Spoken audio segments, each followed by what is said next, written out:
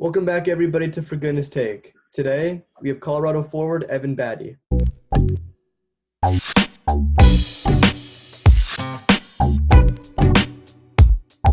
Evan, how are you today? I'm good. How are you? I'm good, thank you. So today we're going to talk some basketball, banter back and Yep, of forth, and all that good stuff. course. Kick it off. What is your earliest memory of basketball?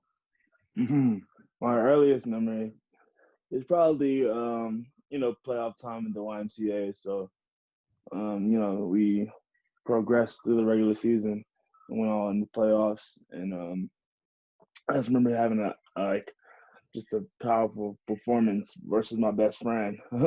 So yeah, it's probably my first young memory for basketball. Give me some more details on that memorable performance against your best friend. I had like 17 and 17. So like my like the kids' mothers kept the stats for our team and reported them back to our coach so he can, do the awards and everything. But yeah, I had 17 and 17 against my best friend, so that was pretty special. Do you still hold out against him? Repeat that question again. Do you still hold out against him? Uh it's kind of a untalked about subject in a sense.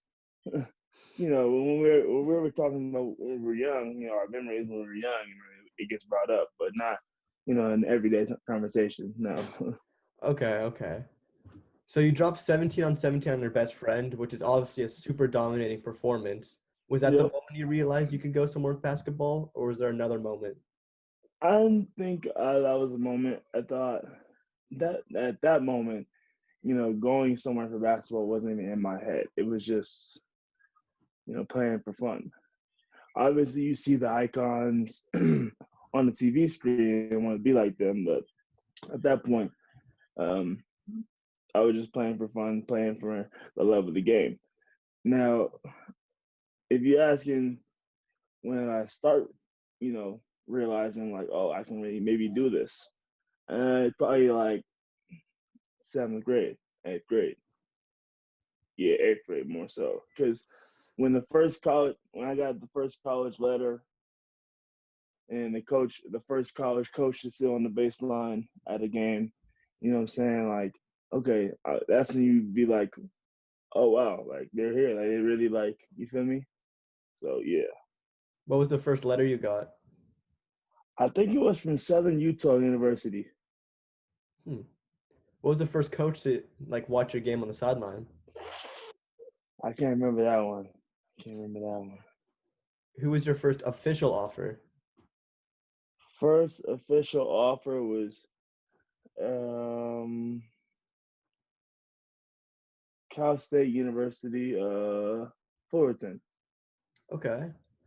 Give me some more details about the recruiting process for you in high school. It was actually kind of smooth in the sense that once you got past my struggles in ninth and 10th grade, um, no, in ninth grade, once you got past those academic struggles, it was kind of smooth. I mean, first offer was from Cal State Fullerton, and then that's that. So that was the summer going into my junior year. So I played my junior year, picked up two more offers from LMU. No, there's one more offer from LMU. Yeah. So, and then we transitioned into, AAU ball. I played with G Vision, um, very highly touted program in the West. So, I mean, um, you know, so that spring, after I had already had two offers, um, I picked up somewhere around seven offers, and because we played in the live session was in Atlanta and Dallas, I think. So, my team was loaded, you know. my team was loaded. It was me, Sebastian Much, Donnie Tillman, who I believe is at New Mexico State now. Um, Christian Papula, former Utah guard. So we had some dudes. Matar Gue, he's at UAB. So I mean, we had some dudes that can go. So I mean, um, knowing that, we had a lot of coaches on the baseline. Because we're all high sought players. So I mean, in the sense that if you play in front of a lot of coaches, I think you're bound to get some offers. If you play hard, if you defend, you know, you know, and you are a good teammate, I feel like you can maybe get some offers out of that. So I mean, I was kind of in the right situation. I played with Dream Vision all 5 years of AAU. So, my coaches had nothing but love to speak of me, and yeah. So that summer, so the way high school works is you do AAU March, April, and then your high school summer seasons is in that June. You feel me? So like you have your summer season for your high school, and then July is when AAU starts again. So, um, so now I'm at what? I finished at the spring. Okay, I'm at the spring. So after that, um, I picked up like 7 offers, and picked like 7 offers, and then that June is high school ball now. So I'm playing with my team. Miles Franklin, he's at Point Loma. We have Julian Franklin, he's at Oregon State. He's about to be a redshirt freshman. He's about to be a redshirt freshman. So we have some dudes, and this is Villa Park High School, but yeah. So we had some dudes. We played Mater Day that June. Spencer Friedman, Harvard. Harrison Butler. He's at Southern Utah. Who else they have?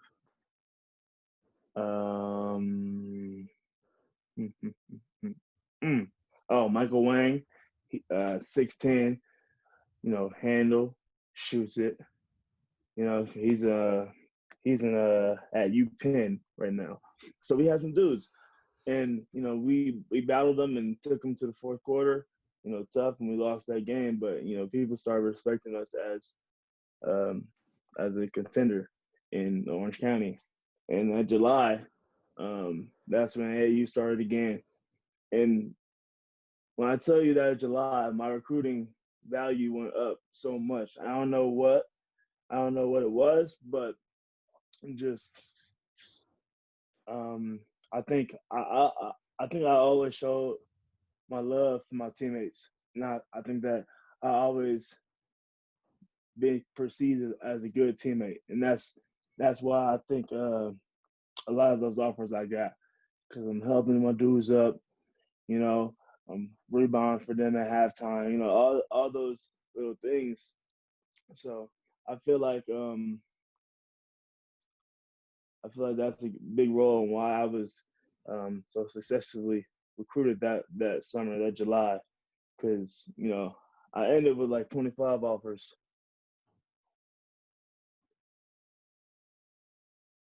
Okay. Yeah, I ended with like approximately 25. I don't know the exact number, but yeah. So it's it's a blessing for sure that I was offered 25 places to go to school and get an education, and do these sort of things that can move me up in the world. As you mentioned, you got a ton of offers, and you got some really, really high level offers too from like Miami and Purdue and other huge colleges like that. But what Yep. made you choose Colorado among those other schools? I think I chose Colorado because ultimately it felt like home.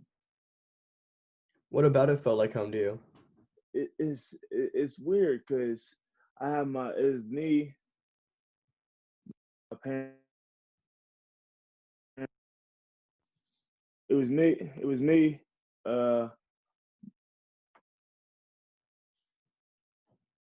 my parents were not together, and my sister. We all went on the visit here. I think that was September 3rd through the 5th, maybe something like that. Might have been 7th, 5th through the 7th. But yeah. So me, that was the first visit I went on too. So it was me, um, my sister, my dad, and my mom. And you know, it just felt like home though. Like we can like it's pretty here. The mountains are right here. Like it's a bit different. It's different vibes in LA, but it still felt like home. So like I can be there. I can be in Boulder, just be walking on the street, you know, just fine, you know, and like I think the fans show me so much love, and they showed me that much love from the beginning, and that's what's special about them. Like that's what's special about Buff Nation. Like if you can, like I think we're the most forgiving fan base. Like if a player has a bad game, they might rip him a little bit, but it's they don't harp on the past mistakes. I say. Okay. I think that's special. I think that's special for sure. And wait, what was the original question? I was digressing. Going a little tangent. You got a little excited right there. Man, So, for real. what about Colorado made you feel like home? Oh, just the community. How they treated my family. It's so the people here are so nice. It's really that simple. They're so nice. You can see yourself residing here. I feel like I can see myself residing here. So like me and my mom are looking for real estate out here. So I can live close to campus, so they can I just want to be here, you know? I just want to be connected. And that's what I love about this school is I believe black and gold for sure. After that first visit at CU, did you know that CU was a school for you, or did you have some second thoughts of who you were going to commit to? Um so hmm, you said after the first visit? Yeah. I'm trying to see what okay, let me see. You took an official visit to Miami and I think Yep. Purdue as well. I was right. I was right, bro. All right, so look.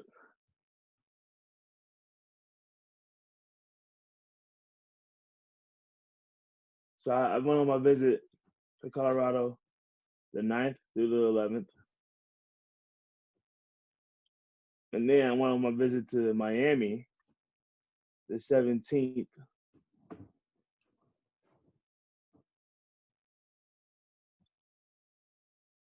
17th, the 16th through the 18th. And then I went on my visit to Purdue the 23rd through the 25th, 26th.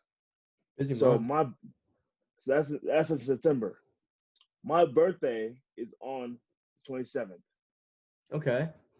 So that's when I committed. I was like, let's just make it a whole big thing. Like my birthday, commitment, like it was gonna be smooth. So ultimately, I sat down with my family and actually, hold on.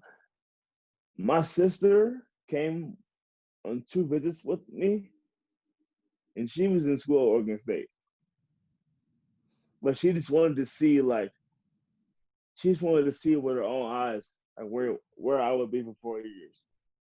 That's my rock. That's my sister. Like so, I mean, it's so special because we had to like FaceTime her in when we had the meeting about where I'm gonna go and like who I'm gonna be committed to. So she took the time to go on these visits with me.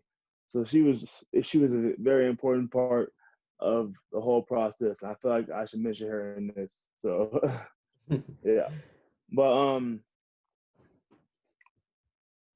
yeah, so we just we gathered around and chose what school. It was my decision for sure, but I just I just knew that Colorado was the one for real. That's How excited were that's you to all it commit? was. Like, I how did it was so feel? excited. The recruiting process can be stressful, bro. Like it can be really like wearing down on you. And it just Like finally get that over with. yeah, because I wasn't really pressured to do anything. There's just some people in recruiting, like they get pressured into making a decision because like an offer will be on the deadline. Like if you don't take it by, you feel me? Hmm. So yeah, Well, you committed to Colorado, as we all know, and the rest is history. So, yep. being at Colorado the past few years, what have you learned? I learned resilience. Um, I learned you never doubt yourself. Uh, I learned let's see what it really meant to be a team. I think those are the three most things, you know. So, can you give me like a brief memory on each of those? Like, what did you learn from that resilience? What did you learn from the second one? What did you learn from being a good team? So, like, give me a little memory from each of those that helped you learn that. Resilience. Me personally, I had a stroke here, not here, but I had a stroke in LA, and I was already done my first semester here, so my freshman year. So I'm 19, 18. I'm 19. 'Cause I just turned 19. So um, the day after Christmas, I'm home with my family. I go out to play basketball with my friends in the morning at 24-hour fitness, and I started dribbling the ball, and I couldn't feel the ball. And long story short, went to the hospital, and I had a stroke. Doctor said you have a stroke.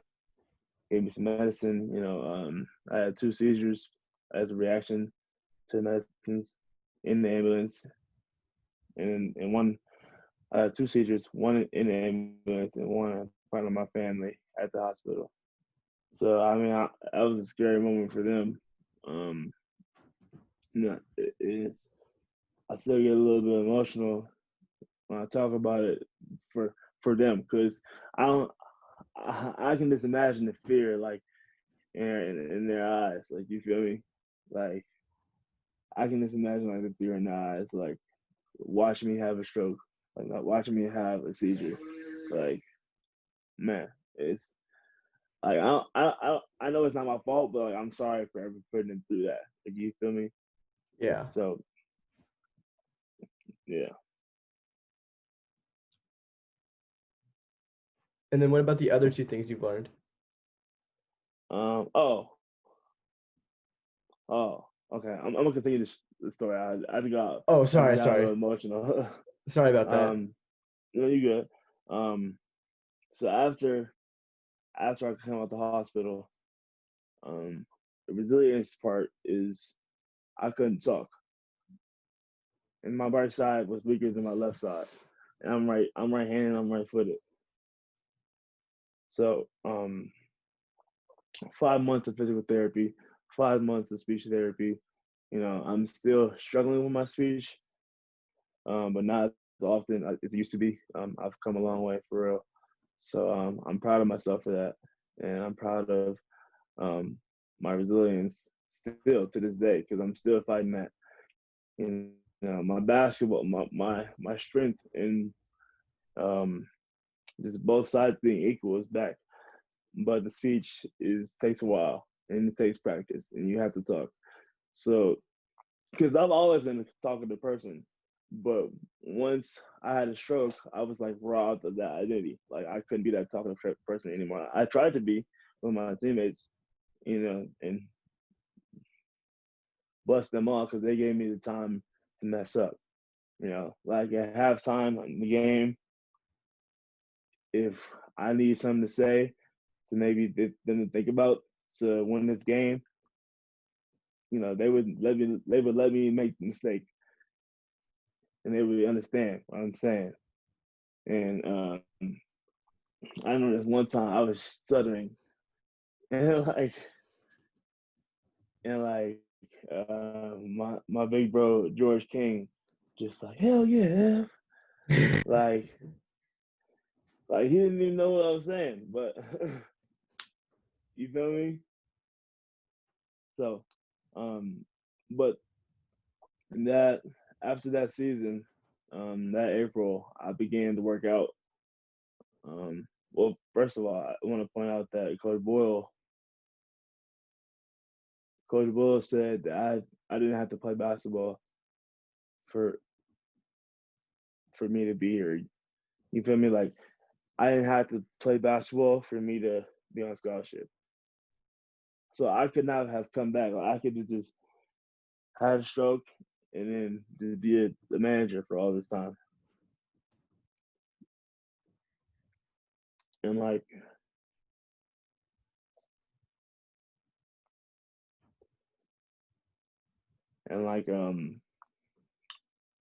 I'm just so thankful of Coach Boyle for that, really, because he didn't pressure me in the one decision or the other. He ultimately said it's up to you.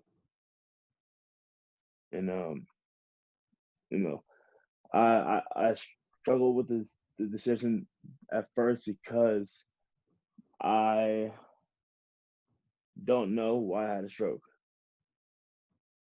But the doctors don't know. So, you know, I'm as healthy as a horse right now, but um, I don't know. But that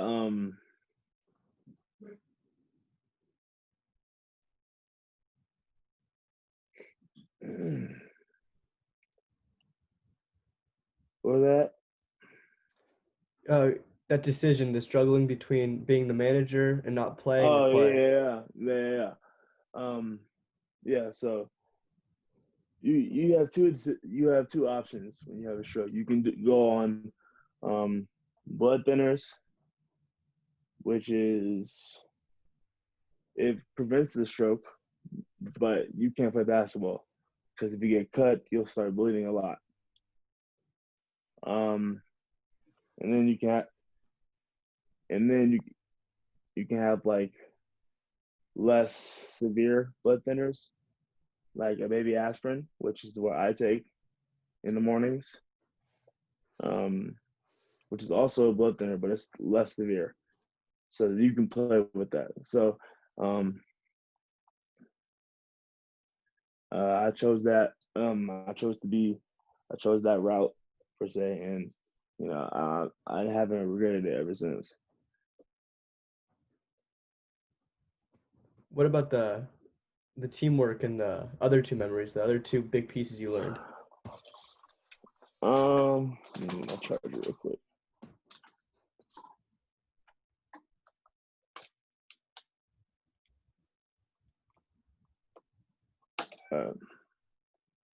Need my water.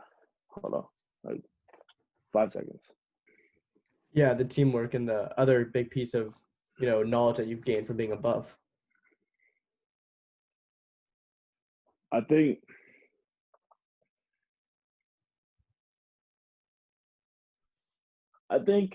the team is a multi-dimensional answer because on my team,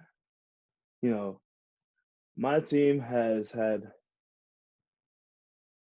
the last 2 years are the closest teams that I've been on, besides my high school team. We regional champs, but these last 2 years, closest team I've ever been on. Because it was just all love. Like everybody messes with everybody. That's rare, bro. Like it's not on many it's not on many college teams where you can find everybody that can kick it with everybody that can watch the game, can just chill. It's a blessing for sure. And I'm super thankful for that. And even now, it's going on 3 years because now we have 5 incoming freshmen. We have a grad transfer, so and we're still tight knit. We play dominoes.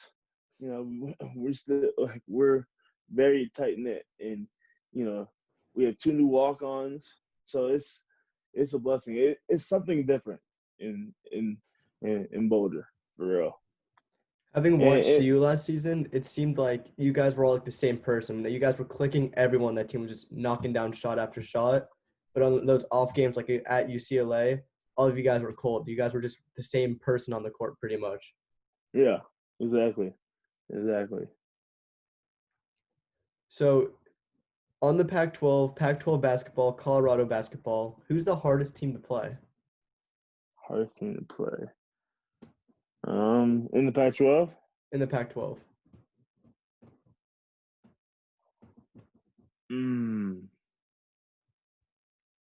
I would say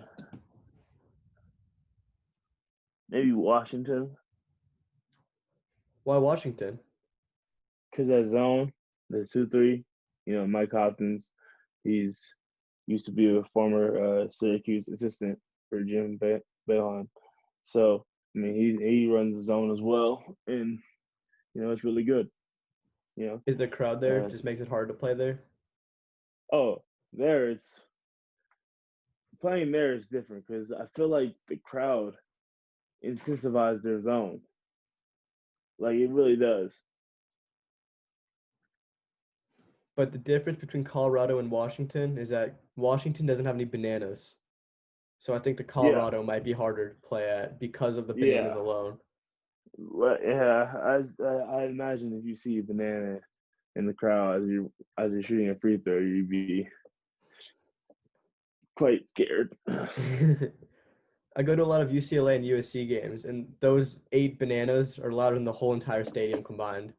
It's Oh, pretty funny. you from SoCal? Yep. Oh, okay.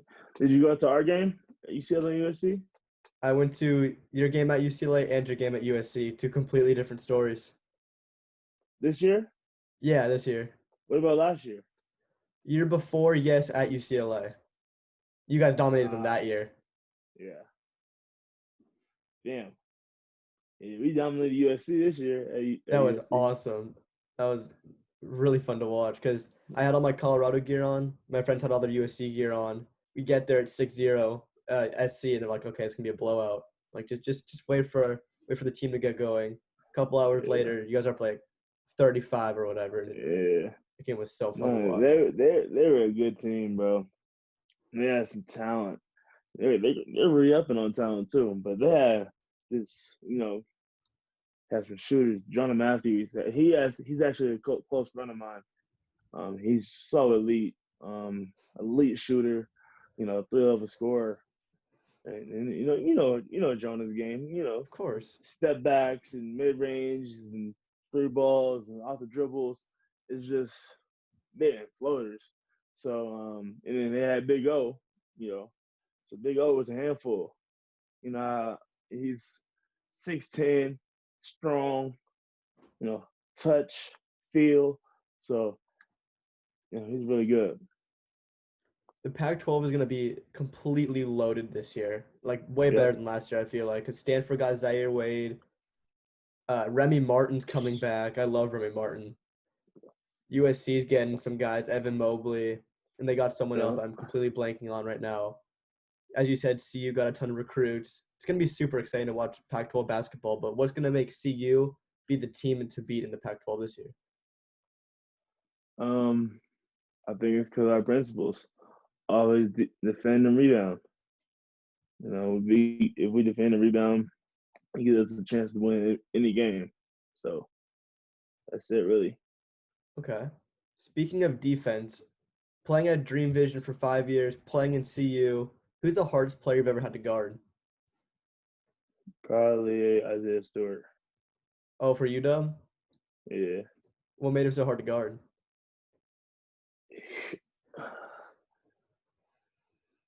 Two things.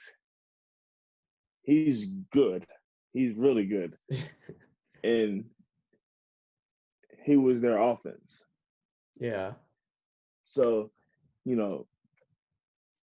he's so fast.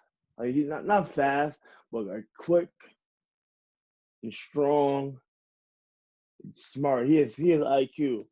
And that's hard to play against, a player that's superior than you physically and on the same level as you mentally.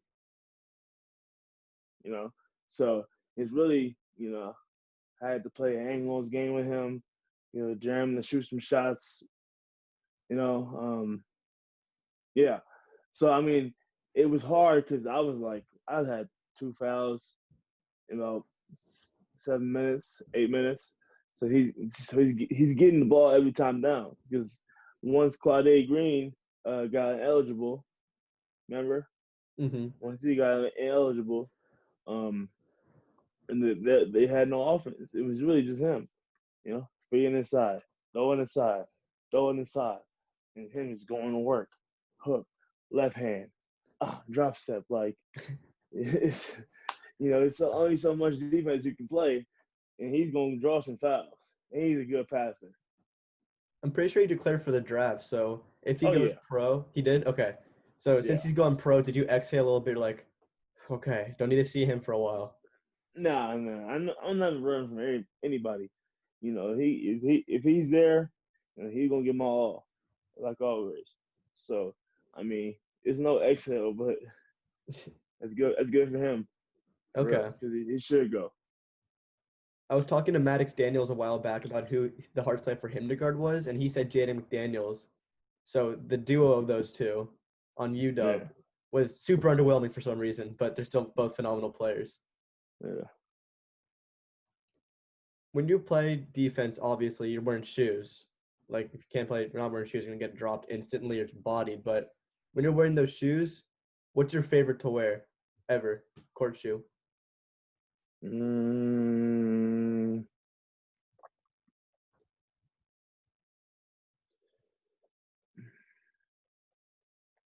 I like the Giannis's low key.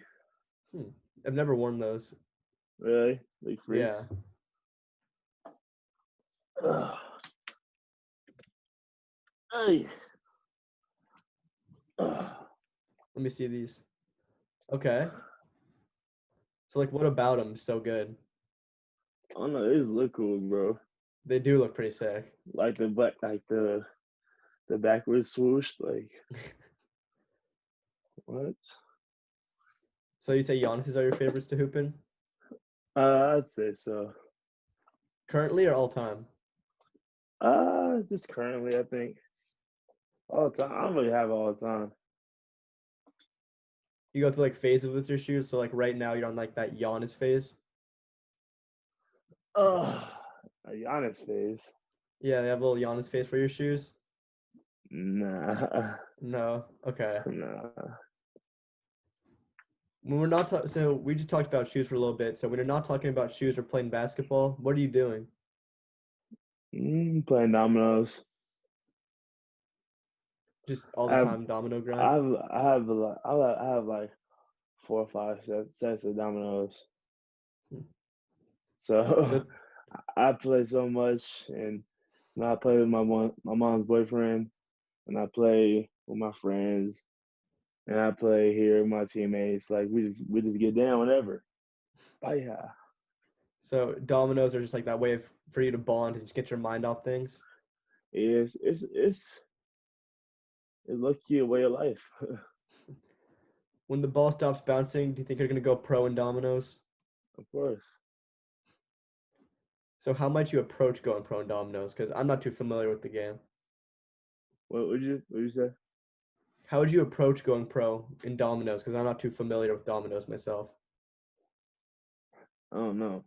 Use tournaments. Is there like an online dominoes like on the Xbox or PS4 like that you can play, or do you only use like the hard dominoes? No, I play on my phone all the time. Okay. Would you ever consider playing on the Xbox or PS4?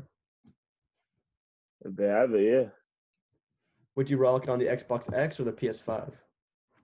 Uh, I have the Xbox One X right now, so I think I'm gonna stick to it.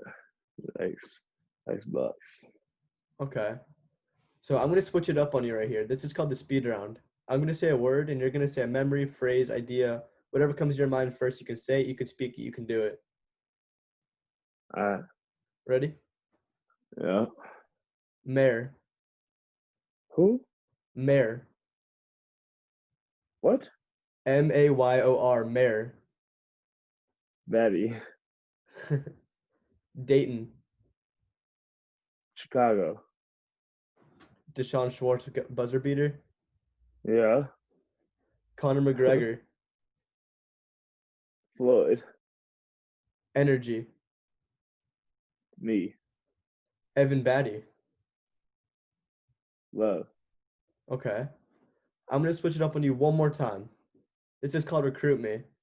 I'm a 5-star point guard out of Los Angeles, and I cut my list down to 4 schools: UCLA, Duke, Purdue, and can you guess the fourth one?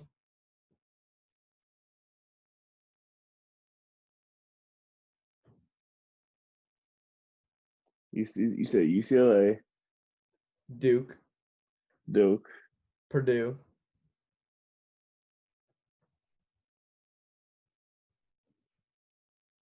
Kansas. Colorado. Ah. So how are you going to convince me to commit to Colorado?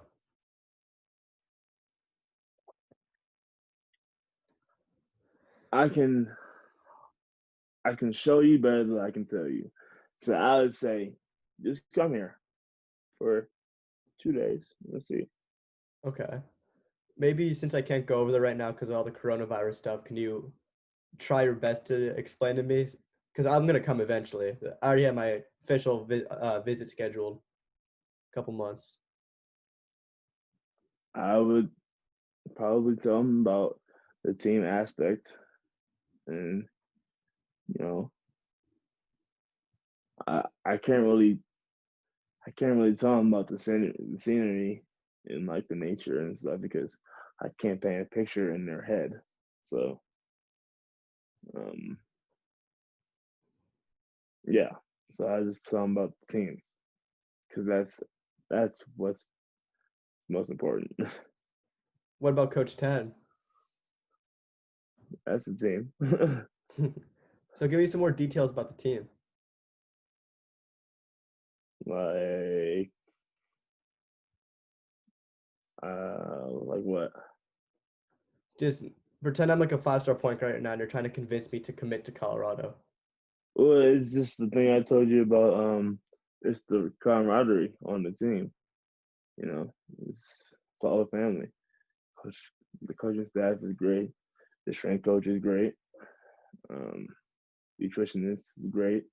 So, it's really not that many things I can say that can get you here. You know, like once you come here on a visit. fall in love with it because we don't have the the high appeal that a Duke or UCLA would have. Hmm. What about the CU Event Center on a game day? What's the game day like at the CU Event Center? I was telling about that. You're right. The event center. Whew. Yep. When it gets rocking, it gets rocking, and it's so fun. Okay. It is so fun. What about it? Just like the atmosphere. We're at elevation. You know, the crowd knows that. So they're just excited for a fast-paced game. Okay. Well, Maddox convinced me to commit to Colorado earlier. I decommitted a couple days ago, but now I'm going to recommit today. So with everything you said, I'm going to commit to Colorado University. Skill Buffs. Yes, sir. Got my visor, got my shirt, got my letter of Oh, intent on yeah. the way. Yes, sir. Well, that concludes this episode of For Goodness Take. Evan, thank you so much for being on the show. Any final questions or comments? Let's go Buffs. Let's go Buffs. Best of luck to you next season. Thank you. Of course.